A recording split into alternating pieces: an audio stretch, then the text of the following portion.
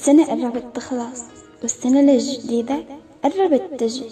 حبيت أعايد عليك وأكون أول وحدة.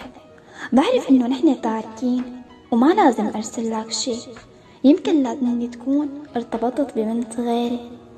ما بصير أراسلك أو أحكي معك، هذا يعتبر خيانة إلك. بس يلا، معايدتي إلك ما رح تأثر بشي. ما بعرف شو بدي أخبرك بهالسنة يلي مرت علي وانت مالك معي. تغيرت علي كتير شغلات.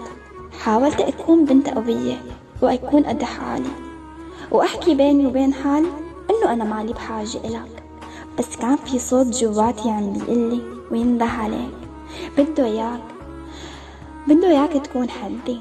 بس كبريائي ما سمح لي ولا مرة إنه أحكي معك أخبرك إني بحاجتك. بتمنى تكون هالسنة كانت خير عليك، خير عليك بكل شي فيها، وبتمنى بالسنة الجاي تكون بألف خير. يلا سلام.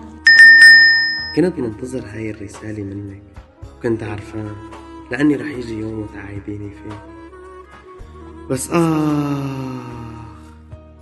ما بعرف شو اللي صار لي. تخربط كل شي جواتي، تغير كل شي بحياتي. شو قلك؟ لأني اشتقت لك، لأني ما رح تروحي عن بالي، لأني بحبك كتير. ارجعي لي، خلينا مع بعض، خلي هالسنة الجديدة نكون مع بعض ونبدأ فيها.